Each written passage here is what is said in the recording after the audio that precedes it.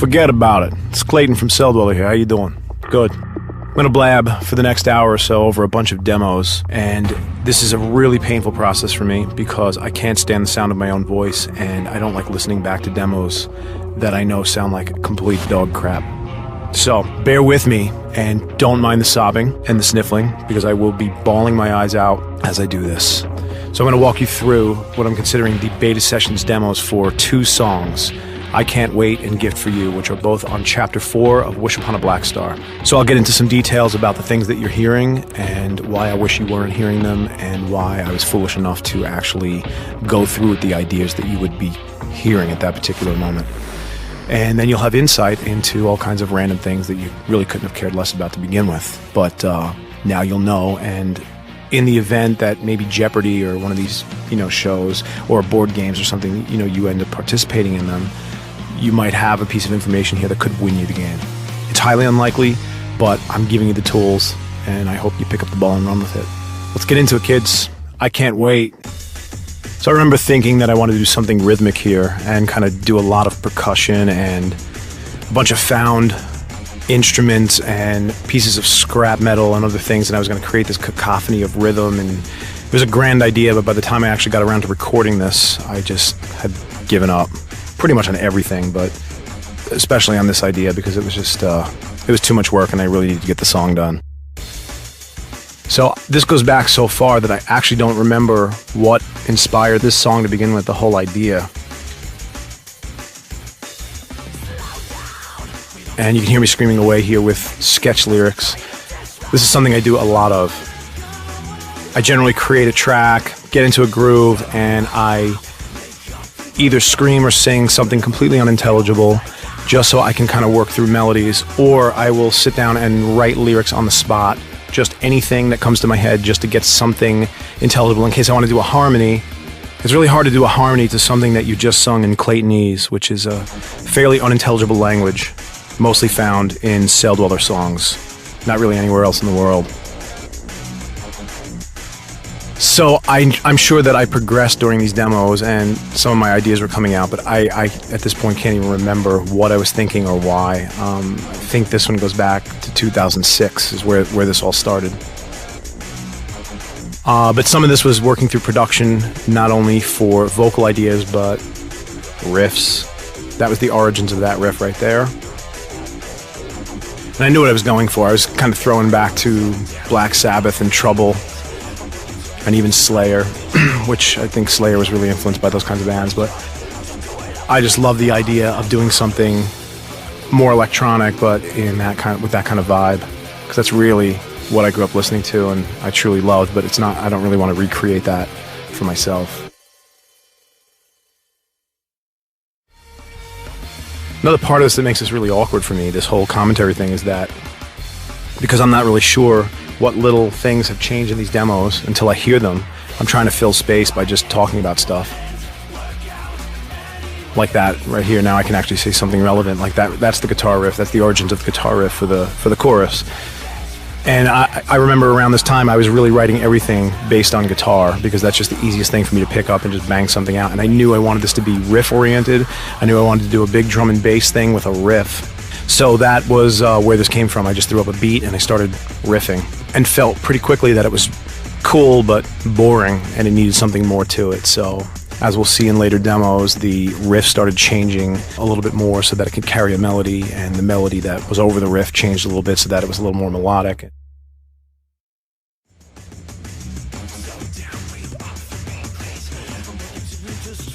Here's more fake lyrics. I don't really know what I'm saying.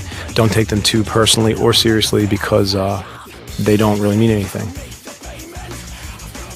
But it sounds great when you run the whole mix through a distortion box because then you can't really tell what I'm saying anyway, and just a big wall of white noise.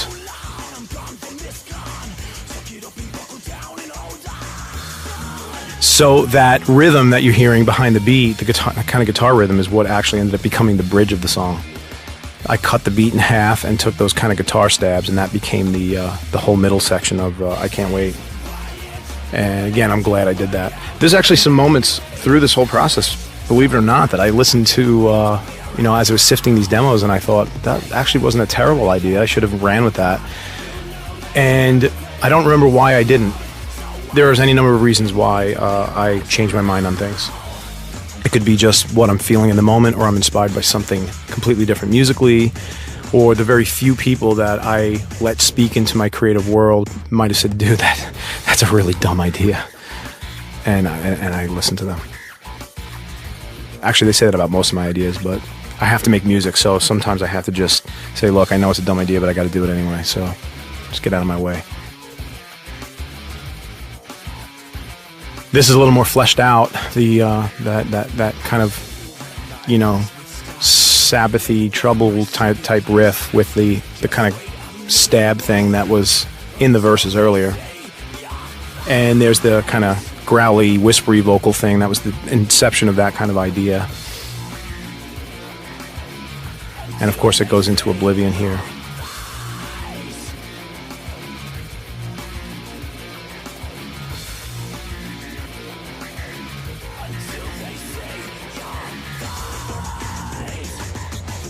Until they see your face. I don't know what they're going to do when they see your face, but I don't think I knew what they were going to do when they saw my face either, but I just figured I'd say it. So I can hear even in the the vocal kind of concept, I kind of knew what I was listening to at the time and what I was trying to go for. Unfortunately, between this period, which is 2006, and when I actually finished the song, I changed my mind musically pretty drastically. I've said this before in interviews, but maybe never in a commentary. It's like I cut my teeth and grew up listening to metal and much darker, heavier, more aggressive music. And it's like I feel like I think I felt during this creative process that that's what I had to do. Is I had to keep creating that kind of stuff because that's what I did. That's what I knew. But to be honest, I listened to very little rock and metal. And at this point, almost none. It just really does nothing for me at all. It just really doesn't motivate me. It doesn't inspire me, even the slightest bit. There are some bands that I still like, and I'm sure there's some new music out that is cool, but I don't particularly care. I'm much more oriented and motivated and inspired by electronic music, the sound of electronics, and that's kind of what inspires me. But I hear the organic influence in here, kind of what I was going for. I was going for something aggressive and, big and mean. And when 2011, I'm getting ready to finish this track and I'm thinking, you know what, I don't want this to be that. God save me, somebody save me. And so I changed directions, and really when I listen back to it, it's still pretty heavy and still aggressive, but a lot less so. I just wanted it to be aggressive and cool, like in an electronic realm, not really in a heavy metal realm. Whatever that means.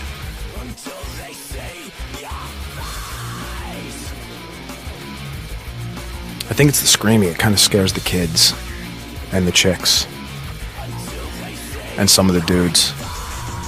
So from now on, I'm going to be doing every vocal falsetto, just kind of like the Bee Gees. I'm singing all my songs like the Bee Gees, just high, full of estrogen and wimpiness. It's kind of what they used to call me in school, was wimp.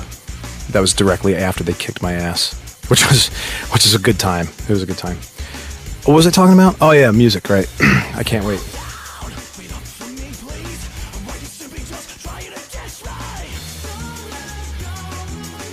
So those high kind of fills in between these little verse parts right here. This is somewhere in here is where that idea was born, and I ran with that. I've always liked that idea. Initially started as Don't Let Go of Me. It was just one vocal just over and over again, which changed later.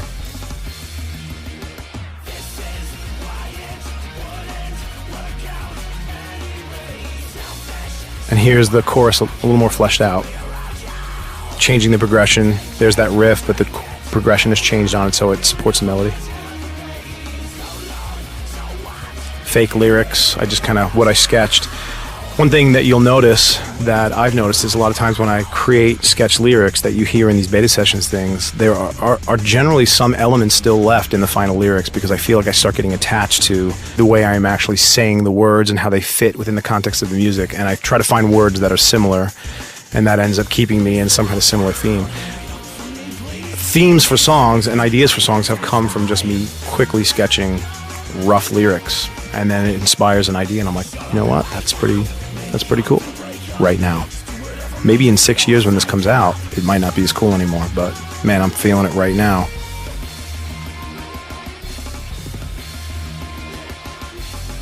And here's the origins of those kind of like flattened out vocals, which I use Melodyne for. Not really an autotune guy at all. I kind of did that a long time ago. And I think Melodyne's just a way better tool.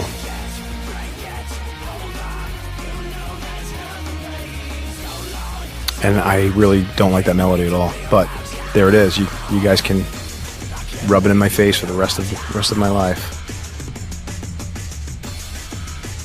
You have to kind of wonder what the logic is for someone who would not only take his crappy demos and give them out to the world, but then spend a bunch of time talking over them and explaining them. Why would I must really, really hate myself. I don't know why I do this. But thank you for both of you, the two that are listening right now. I appreciate it.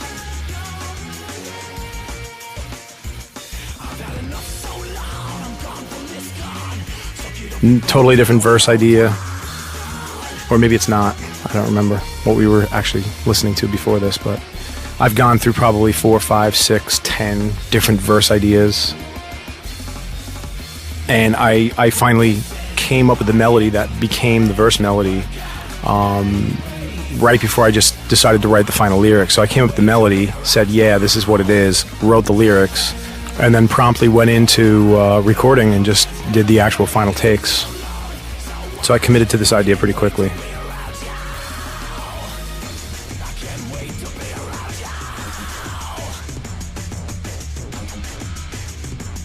Lyrically, this song was inspired by some fact, some fiction, and it was culled not only from myself and my own experiences, but from other people I know. And, you know, I do have some friends that are married, and the way they talk about how they met their wife and all these ridiculous things they would do that they would never do for anyone else, and that's how they knew this was the right one. And, you know, it's just kind of like that universal human truth. And it's, you know, part and parcel to life and love and all the rest of it. And that's I convoluted it so badly with these lyrics that you would never really get that, which is okay.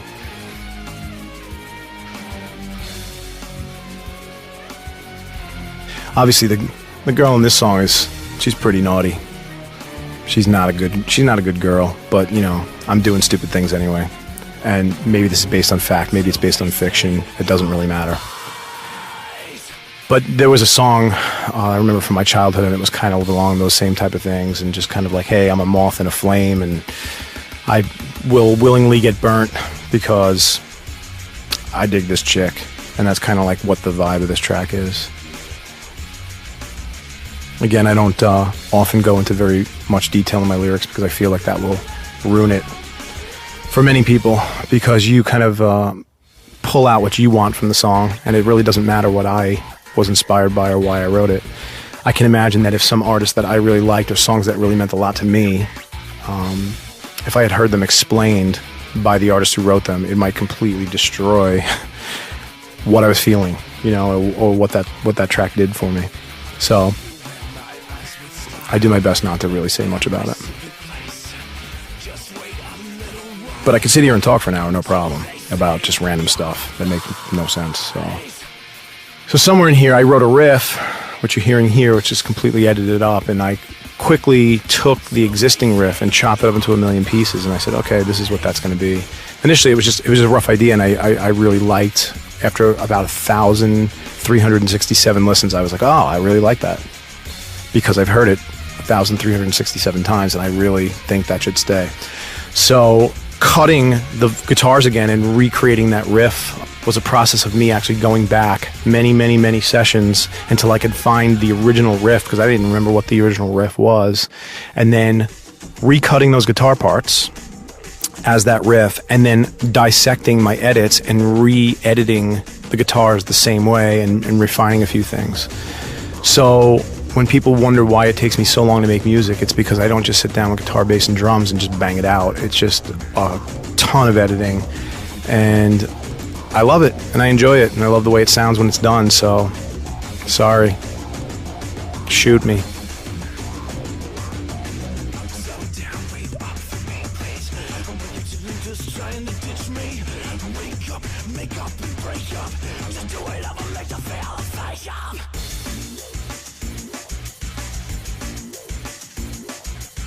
You're hearing throughout this all these demos, these early demos, a bunch of samples from my E4 XT sampler, and I had an old Moog, an old mini Moog that I created a bunch of patches, just raw synths, and sampled into and resampled, and started programming them throughout this whole track. So all that squishy, warbly, Reese type stuff that's down there is this, one particular patch in there from my original mini Moog. Pretty much unprocessed, so it's just really uncontrolled low end, and it's really mushy and no definition, which makes for a really crappy sounding demo, which is the best reason to let you guys listen to them. So more things getting put in place here and taking shape and making sense. It amazes me how many times I could hear this demo process over and over, and I hear such little changes in the demo, and I think back on how much time it actually took to make some of those changes, and it makes me cry.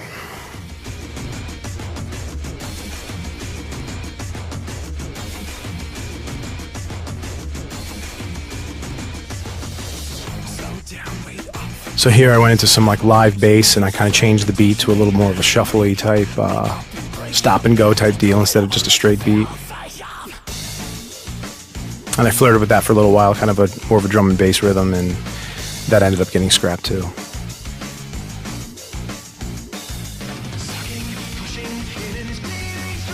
Totally different verse melody. And I didn't even remember that I sang this melody until I went through these demos a couple of days ago. I don't even remember doing this. But you never know, I might take it and use it for something else now that I know that I did it.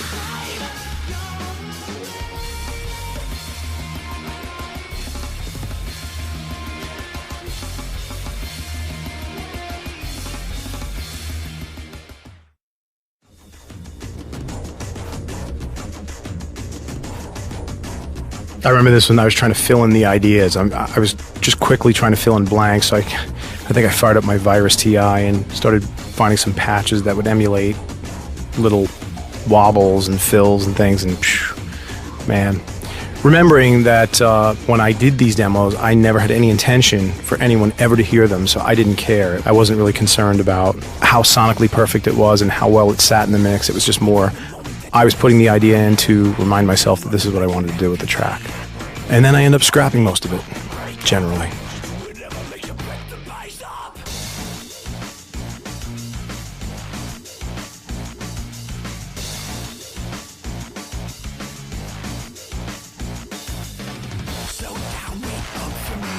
There you go. A little more of that kind of D&B kind of rhythm thing. Even though these were live drums. I guess I could tell you that story. The live drums. I just set my kit up in the room that I was working in at the time. It was in one of my old houses, and I threw up one microphone just in front of the kit to get the idea down, and a lot of these drums, not in the final mix, but in the demo, were just from a single microphone sitting in front of my kit in a big open room, just so I can kind of get the ideas down. And I lived with them through all these demos, and they sounded so crappy. Like all that bashing and smashing you're hearing right now is all just me wailing away on this crappy drum kit with not a crappy mic. It's a pretty expensive mic, but it didn't matter. It was just one single microphone.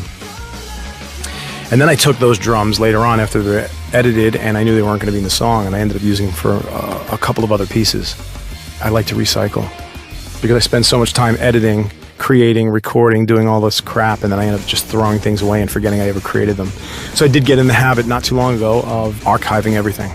If I don't use it, I archive it. I create my own sample library.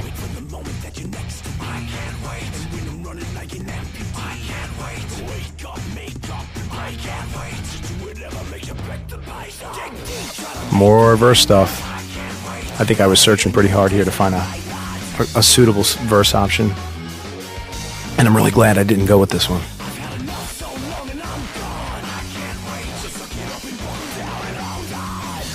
Holy crap, I'm only halfway done? Oh my god. How many demos did I do for this song?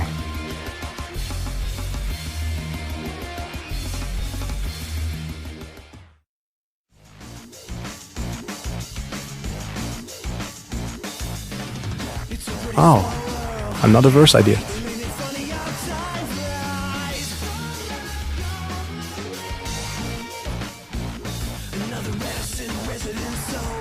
So the only way I can justify this is by, again, reiterating something I spoke only moments ago, that these demos were really never intended for you to hear. So I just kind of would step up to the mic, spit out whatever it would be, both lyrically and harmonically, musically, whatever. And generally it sounds like a big pile of dog crap. And it's a reminder for me. It's a placeholder. So I know what I do, and when I have an idea how to get it from A to Z, and a lot of times the A, sometimes A through like X is generally pretty crappy. It's pretty bad. As it starts getting around Y and Z, it starts really taking shape and sounding way better. There's another idea that I scrapped, probably for a good reason.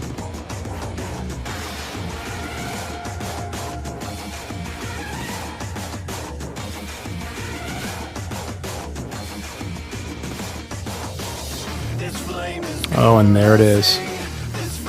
Painfully out of tune. Painfully out of tune, emotionless, and bland. It's exciting. And of course the lyrics were just whatever. And there you go. This flame is coalescing, this fire is burning bright. Those are just kind of sketch ideas that came to my head, and that really kicked off the whole lyrical direction for the verses. So this is that demo I had mentioned earlier where I had gotten the final lyrics written, and I just kind of went in roughly mocking them up and singing them so I can hear if I actually like them. So more just blandness. But it was just really, again, a mock-up for me to kind of listen back to 1,000 times in the car, wherever I was, and just, that's how I do things. I have to hear them over and over, and then something just clicks. I know without a question whether I like it or whether I hate it. And again, I have to have some kind of vision here, because I have to look past the fact that they sound so terrible and go, okay, I know what I'm going to do when I actually try to sing. But for now, this is just one shot. Step up, do it, done.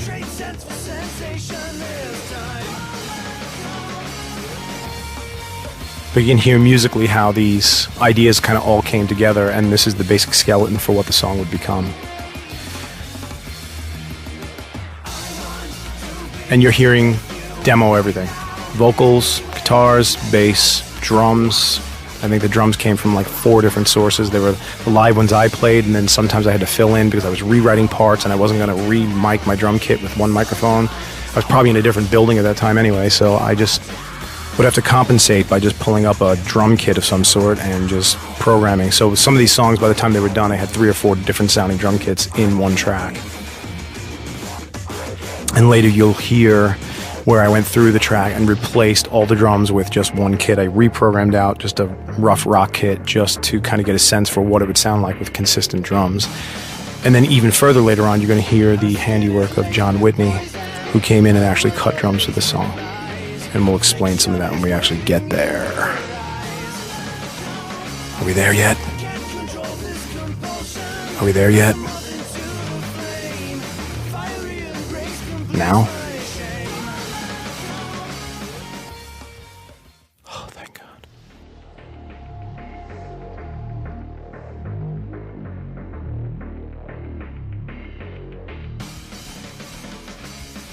This flame is coalescing. So here is a right up front and center main vocal. This is the main vocal melody, and this is actually the final take. And I was probably still working out the harmony part, so I think I just kind of cranked the main melody so I could hear it over and over and make sure that I liked the performance.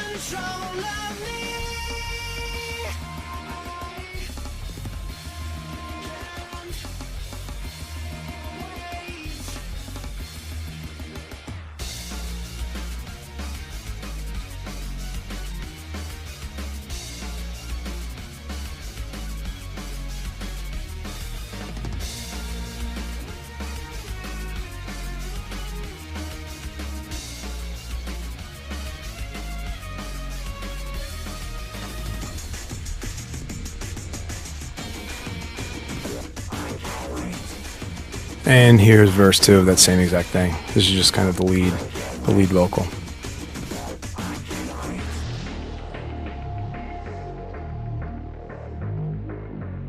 Part of what's been cool about doing like remix competitions with this stuff is I think people get to hear what's actually going on in these songs, because by the time I'm done, you know, I'm 160, 180 tracks deep, and it's so dense and thick that you really don't, you really can't tell much apart from, you know, one sound from another. So having them separated out and being able to just isolate them, kind of like that vocal was there, just kind of cranked in the mix.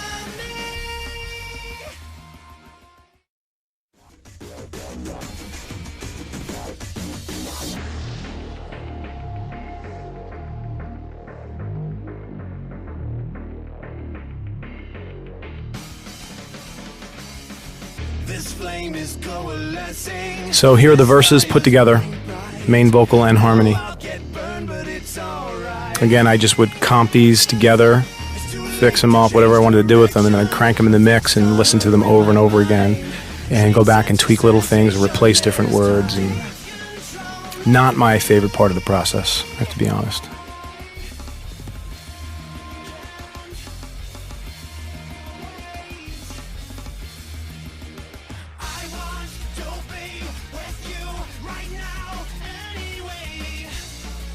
So we have some holes in the chorus. I don't remember why, but we do. And then later on in the next demo, I think, you start hearing the rest of the chorus come together as it's all put together.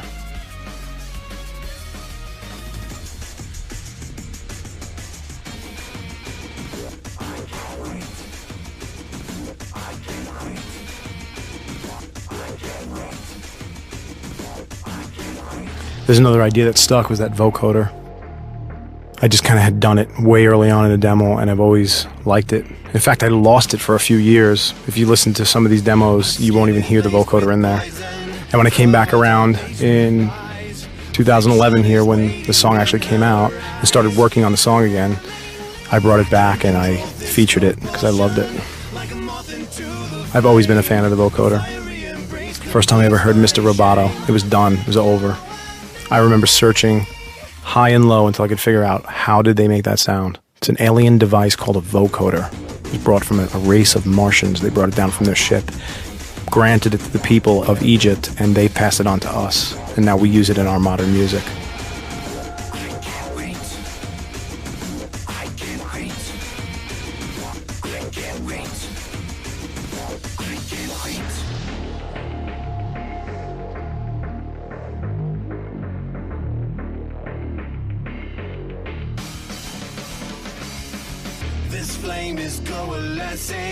I'm not exactly sure what's different about this demo, but I know there's something. Because I'm still hearing crappy drums, I'm hearing crappy guitars, crappy bass.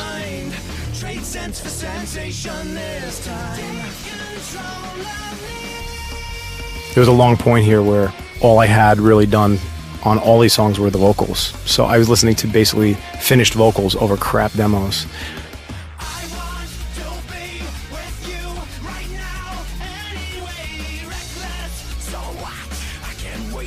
There you go, that's what's different. The chorus is finalized here. There's no harmony here yet either, and I remember once the harmony was dropped in, it was one of those classic examples of me listening to a track over and over and over, and I just finally realized, you know what, this harmony's driving me crazy, I hate it. I need to change this. So I went back and redid a bunch of different counter melodies until I finally got one that I liked. And then at the very end of the process, I still didn't like the chorus, so I decided to go and kind of throw a vocoder type effect. It wasn't a vocoder. It was a $29 plugin called BitSpeak that I absolutely love and I abused the crap out of. And you're going to hear it all over the new album, including the Seven Sisters, which isn't even done yet at the time of this recording. That's right, kids, 29 bucks. Go spend that money wisely.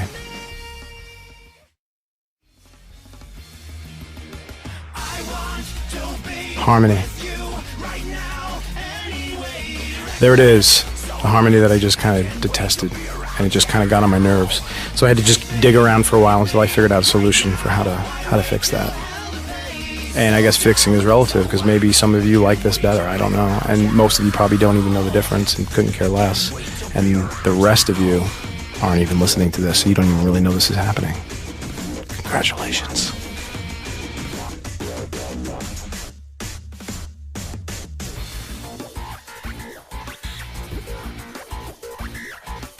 So here's that halftime thing with a crappy drum kit that I pulled up in battery, I think. Just some stock drum kit. It just sounded terrible.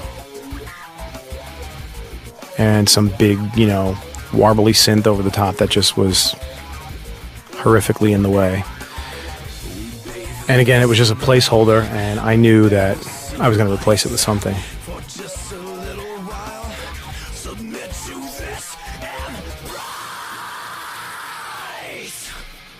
And still the crappy demo edited guitars. These haven't even been replaced yet.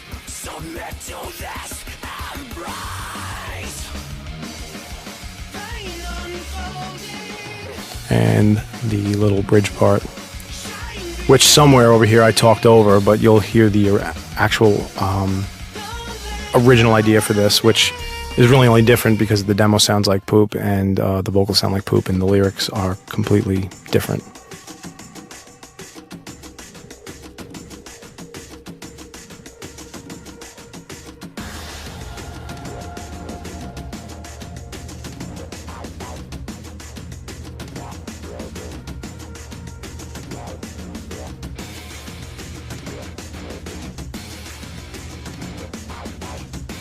I think we're getting into guitar cuts here, where I actually cut real guitars, because they don't sound as murky and out of tune as the demos. So what Grant Moorman and I kind of did in this is strip out a bunch of crap that we didn't need in there and just start cutting guitars. And then these kind of got edited down and processed. This flame is coalescing, this fire's burning bright. I know I'll get burned, but it's alright. And there's a little counter melody guitar part that's missing in here. I can hear it. So this is definitely probably just the first pass of guitars. By the time we're done with the song, cutting tracks, specifically guitars, you're probably looking at anywhere between 8 to 12 tracks of guitars. So much for being an electronic artist, huh?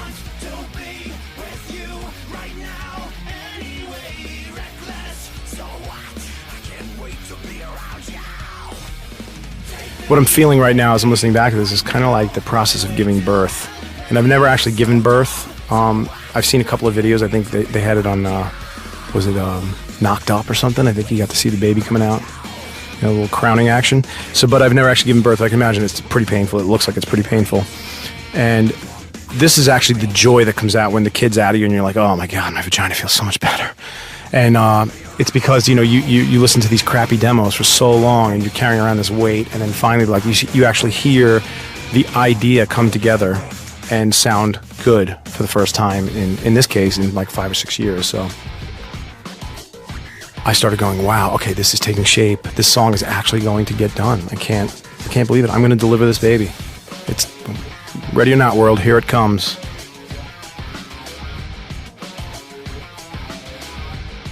So, you know, the halftime bridgey thing, I think I had changed out the beat here. I just kind of grabbed a drum loop from somewhere just to more emulate what I wanted. So I wanted something that sounded a little more synthetic and a little more loop-based. And in the final product, it was actually just the live drums that I kind of processed a few different ways to make it sound a little more gnarly and loopy. And, you know, you give me another couple of weeks. If you guys weren't pestering me to get these stupid songs out, I could have spent another couple of weeks editing them even more, but... Okay, so here's where I started flirting with getting some new synth sounds in that intro. And this was really nebulous for a really long time. And I just, like I said, I had placeholders in there and I knew kind of what I wanted to do. And now here's where I started actually plugging in some real sounds and sifting through, you know, dozens and dozens and dozens of tracks to figure out what was happening where and how to make room for this sound and getting rid of this so that there's room for that, and stacking these synths and sampling and resampling and running through different processing, both internal and external, and resampling and remixing, and you get it. You get it. You guys are smart. Well, you can't be that smart if you're listening to this whole commentary, because, man, if you're still awake, I don't know. I don't know how you're doing it. I'm putting myself to sleep.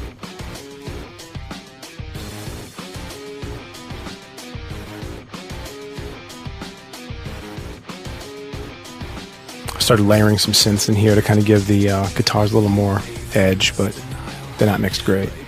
And I think this is when I wrote this part. We started cutting guitars, and I never felt like this part was finished, so I wrote that riff right there and felt like the vocals needed to go over that instead of that other riff that preceded it, which is the way it was for years in the demo.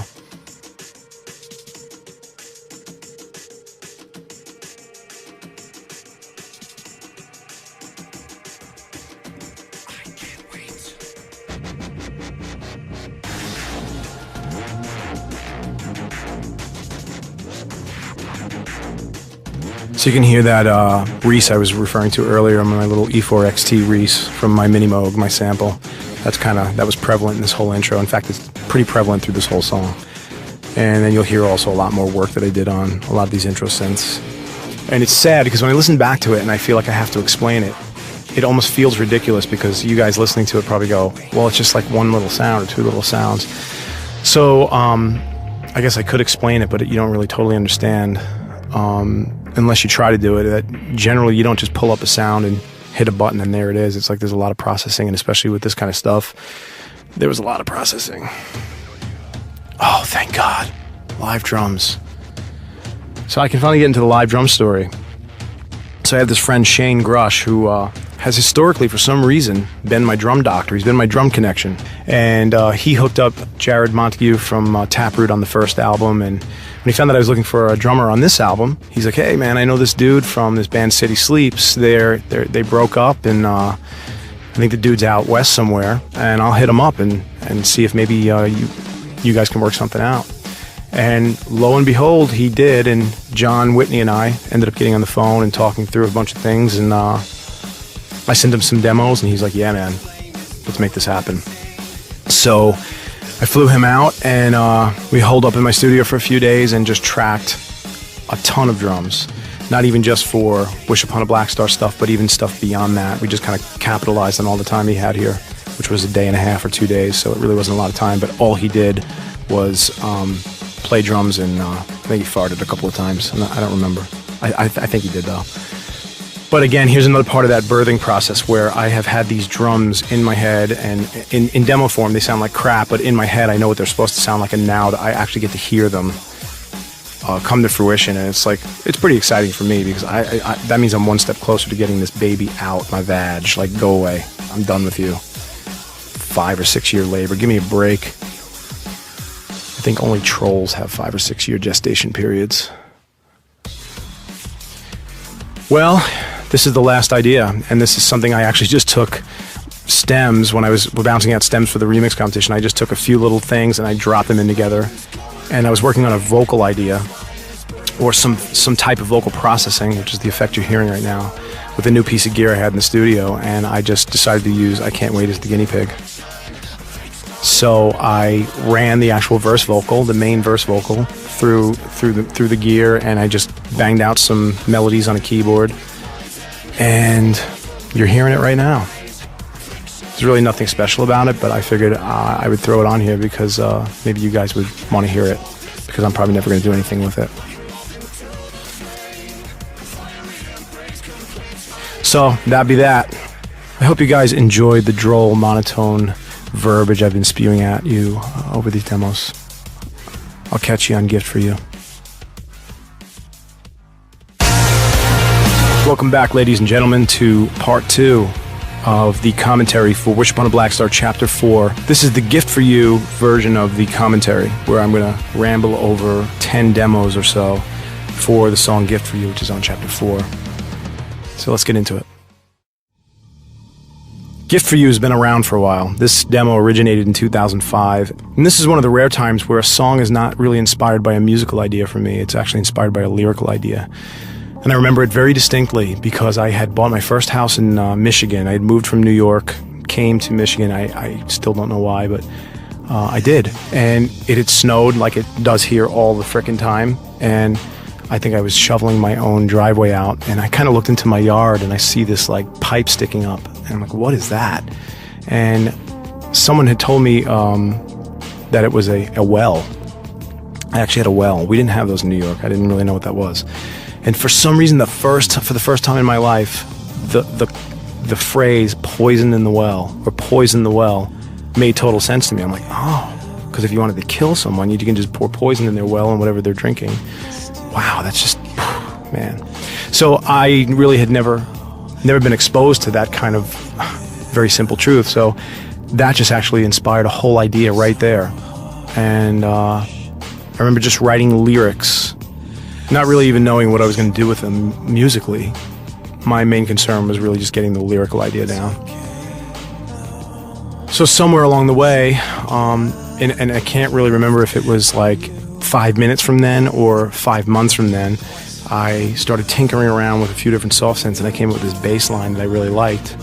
And I decided I want this thing to be kind of a down-tempo type thing, and I just started banging out some vibe, just some vibe, and the lyrics just really made sense. And so I just kind of threw up a microphone and started singing some ideas, and it fit really well in my mind. So these are one of those songs that I really love to write because they actually speak musically about a very specific period in my life, and this was definitely that period. Like, this vibe of this track was totally where I was in my life, and for me, I know what that vibe is, and I'm not even going to try to describe it to you. It doesn't really matter. But as crappy as these demos sound now to me, back then it was a fresh idea, so I saw through the crap production. I didn't care. I would just go and drive around in my car at night alone, listening to this over and over and over again, and just not even really thinking about what I was going to do musically. I was just absorbing the vibe that this thing was creating. And it's very rare that I get that privilege, because a lot of times I'm creating music and it's more utilitarian, and it's like I have to release an album, or I'm doing something for film and television and that kind of thing. And then when I write these songs that are more emotive and totally relative to my life at the moment, I really kind of relish those moments.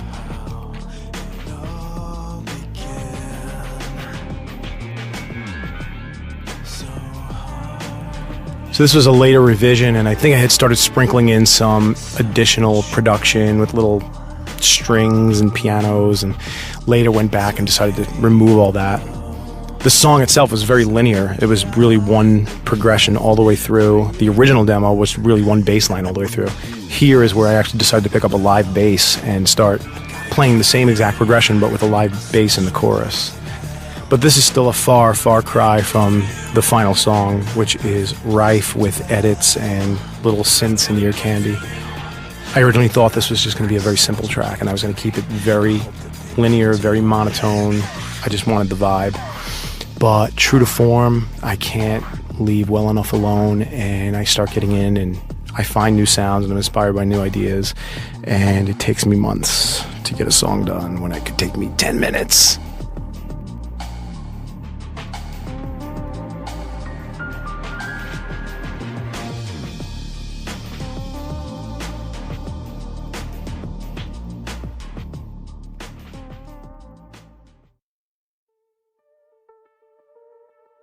So you hear pretty quickly, only the first two demos were the really rough ones, and the next time I actually touched this song was to actually work on it for Wish Upon a Black Star. This thing sat in a bin of songs that I thought I would never really have time to release, and when I started conceptualizing the full album of Wish Upon a Black Star, I really wanted this to be on there. And many of you know I only committed to 10 songs. I was like, Wish Upon a Black Star is 10 tracks. You already know what they are. I've given you the names for all the songs. And so when I announced this, it was almost like a bonus. Like, hey, there's going to be 11. And now we're probably up to like 14. I don't even know what it's going to be now. But there's definitely a lot more than 10. And this was one of those, one of the songs that I just love the vibe, and it definitely still was relative to that moment in my life, although I'm in a very different place now than I was then. But I can say that about my whole entire first album. Thank God I'm not in that same place. But it completely was about me in that moment, and that was my life in a very real way, and that will always be a part of me. And I'm grateful for the many of you who have written in or spoken to me at shows and told me how, a certain song or the whole album had affected you and helped you through a time or whatever. That's cool. That actually really is cool to hear that, because there are times you sit here as a as an artist, and I hate to use that word because it sounds so pretentious, but to be a quote-unquote artist, and a lot of times you question what you're even doing and why you're even doing it, and it's when you say that kind of stuff, for me personally, it reminds me of why I do it.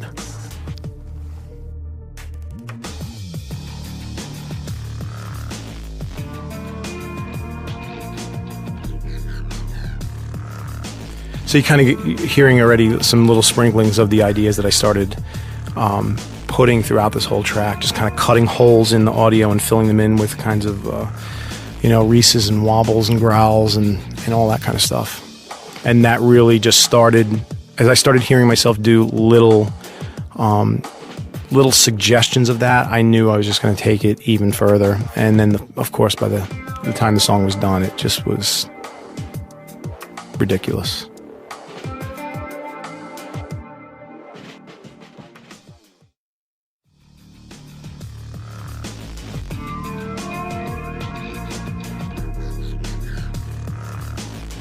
So this used to be just a straight up bass line, an organic bass, an electric bass, and I just played the riff over and over, and then I just started chopping up audio, and I started chopping chunks of the bass line out and inserting other sounds to kind of fill the gap. And it didn't sound great to me then, but I knew, again, this is another case where I knew where it was going to go. I knew where it was heading, so I have to work through a lot of relatively crappy ideas to get to a final product.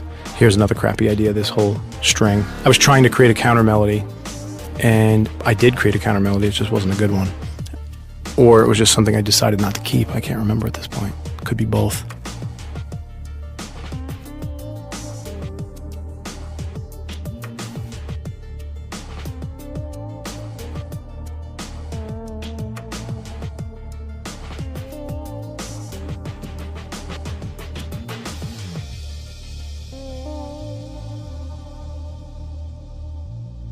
In my early demos, I really never had an ending. So this is where I started, I think, flirting with maybe I just have the whole thing kind of break down and fade away.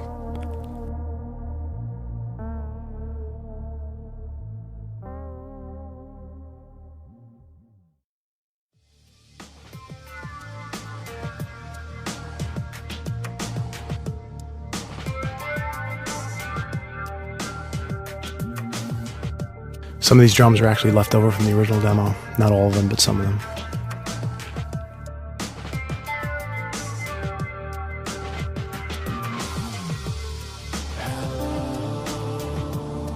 So here's my first stab at kind of fleshing out the verse vocals. The original vocal has always been just a single voice, and it was just one single melody. And I knew that I wanted more to happen, but I didn't want to do like a barbershop quartet, so I kind of did an electronic version of that, I guess. I just wanted the vocal to feel fuller and more fleshed out, kind of counter melodies and things like that, without taking away from the vibe. I wanted it to actually accentuate the vibe. And, maybe sometimes that works and sometimes it doesn't. The sad truth about this song in particular is it really captured a great vibe for me, as I explained earlier, with those kind of rough early demos. And the more I worked on it and the more I heard it, the more desensitized I really was to the whole vibe. So I listen to the song now and it doesn't nearly carry the emotional weight that it did when I first wrote it, which is typical. I generally finish a track and that would be the last time I'll ever listen to it. Every once in a while, maybe every 5 years, I'll go back and go, oh, I remember that. But I generally don't really listen to anything once it's done. So through this process of editing, creation, more creation, cutting, more editing, you've heard a song or you've heard parts so many times that you just start to lose the reason you fell in love with it to begin with, or why you liked the idea originally. And then it becomes like, okay, hey, I need to finish this song. So what is a really cool creative idea? And let's get this finished. So it's not, at some point I guess it's like any relationship. You fall in love with someone and it's great in the beginning, but at some point you kind of get into a groove and things just kind of settle down and you're not feeling the same things you did initially. And so I apparently have intimate love relations with every song I write. Some of them are gentle and loving, and others are a little on the rough side.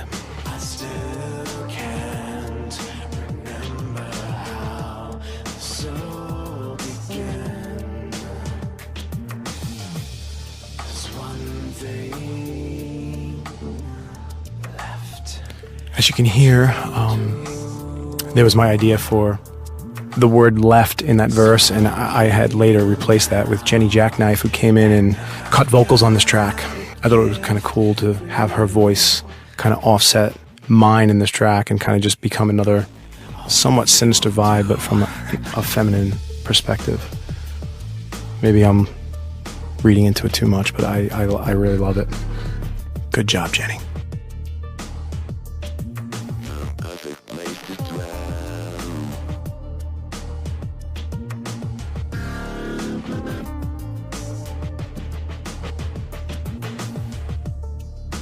So this is kind of the ending again, breaking down, and very early ideas I had messed with.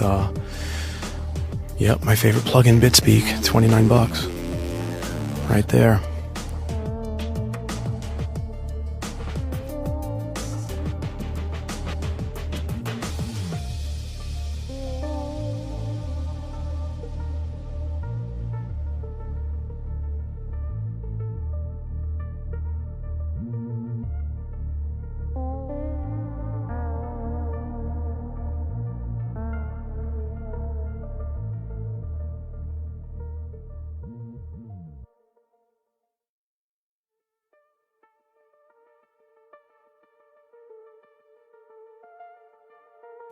So here is a version before I had actually put Jen's vocals in this intro, like they are now. They come in a little later, but here there was nothing, and I just kind of started with this synth. The original demo really just kind of just dropped into a sub and just started. And I knew I had wanted to take this in steps, so I wanted to build it, and I just kind of dug around until I found the right synth and felt like it created the right vibe. And then adding Jen's voice to this whole deal just took it another notch up for me. And then the editing fun began as I added more and more and more.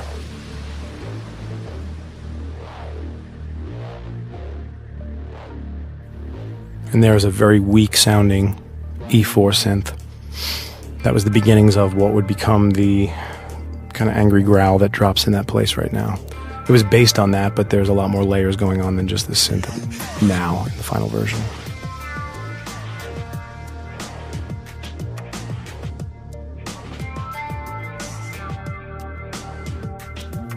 I feel like I should start rapping or something because I'm in a vocal booth and the lights are dim and kind of got this vibe going here, but I don't know how to rap.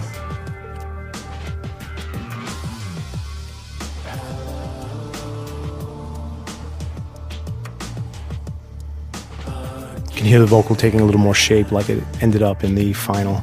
I started with a certain type of processing that had maybe 4 voices to it, and then I also added later on another vocoder underneath it. So I blended 2 different styles of vocal processing to create a bunch of different counter melodies and kind of lush out that vocal a little bit more.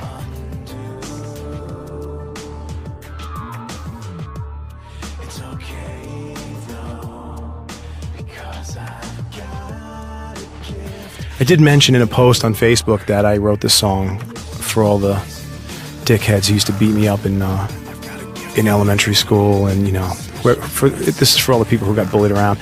I didn't actually really write the song about them. I wouldn't really give them that much credit, but it definitely relates to that kind of situation, and I'm sure that you can relate that to anything you want in your life. And maybe if you are fortunate this song doesn't relate to your life at all, then you can count your blessings.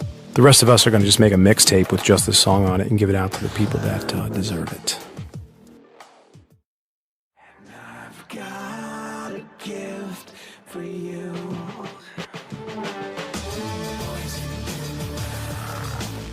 I've got a gift for you. A special place in hell.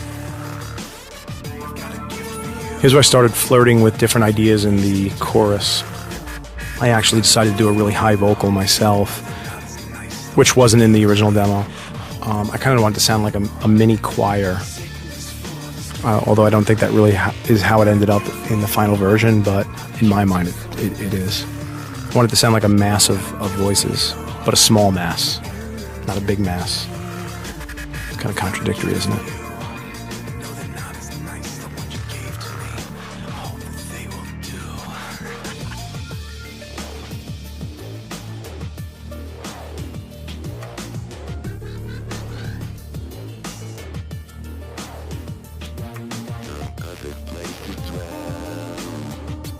Yeah, this is a way stripped down version of the ending where there's a lot less going on. Which I'm sure is preferable to a lot of people, but you probably aren't a fan of me because I've never really been simple. I don't really know how to do it. If someone can give me simplicity lessons, I'm definitely willing to pay for those. Teach me how to be simple. I mean, I'm mentally simple, but musically I'm not. I'm not very simple at all.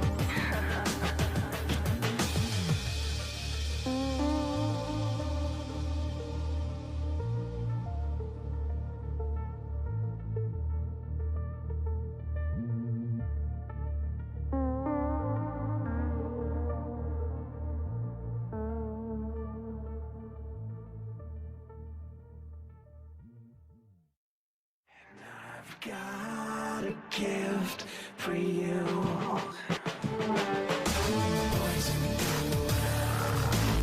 I've got a gift for you. A special place in hell. So just more working on synths and different parts in this chorus. The vocals are kind of a little more fleshed out. Although I can hear that they're not completely done in this version yet, processing-wise. A lot of these synths and these little stabby things just don't really sound as mean as they needed to be. So I would get these ideas in place and then starting the process of sampling and resampling and running through plugins and outboard gear and through my SSL console, running it through there, doing some EQing and bouncing it back in. And it's a long process to kind of finally get the sound that you feel is right and legit.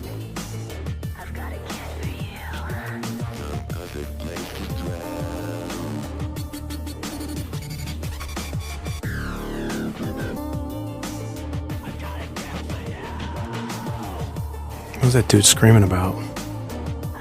I don't know, but I got rid of it because I didn't like it.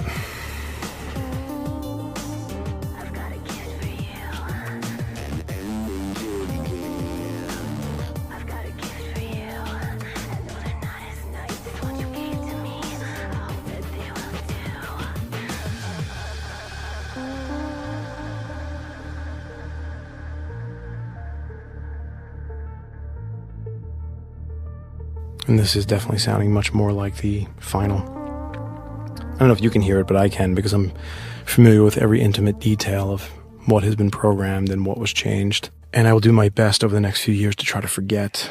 I've got a gift for you.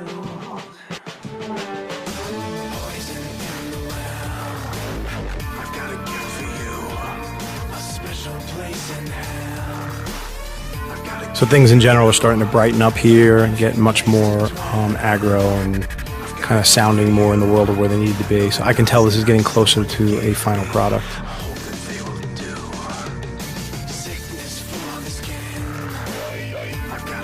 Although this is pre-mix, so why don't you shut up? Okay, cool.